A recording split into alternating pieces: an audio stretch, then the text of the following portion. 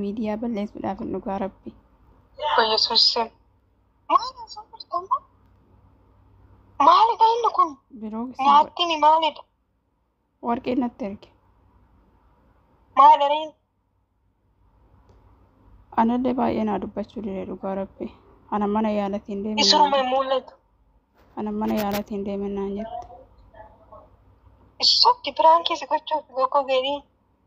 Biraankii maal na gooti? Lubbuu kalaas kun hin dubbifamu silaa.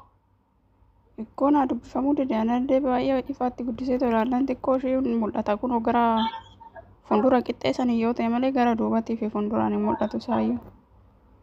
Dhugaa rabbiin. Lubbuu maaltu mul'ata silaa kun Arabiiffamoo Oromiiffa hin galle. Arabiiffanatti fakkaata naayyuu.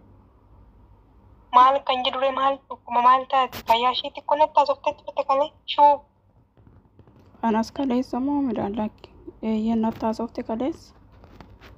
Ammaree kun akka miidhagina naan jette. Dhugaa jettamoo?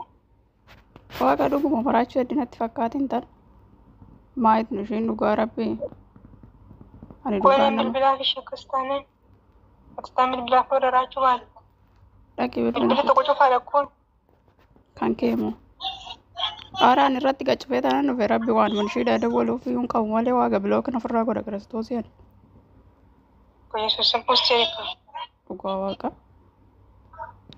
Lubbuu kalaas. Maalittiin ishii beeka maalitti na beekti kookii dhugaa yaada hojii walitti nu fide malee hunda keenya iyyuu. Maali namni akkana maal namni akkamitti kaayyoo biyyaa ba'eef dagata.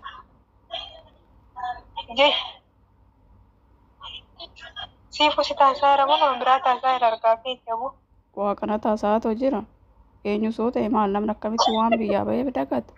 Nan kofalchiisu waaqa. Innaan Naasuu maalidha inni rakkinni maalidha? Micayyoo nuti ishiin haasoftuu iyyuu naa galuu dide kiristoosiin boossi. Ani kana siifuun ishii dhaana'uuf moo rabbi.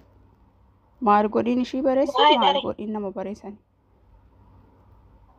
Yaa rabbi siifu maal ganta ragaa bishaan dhuginatti taasisa ishuu maalidha inni maal taate?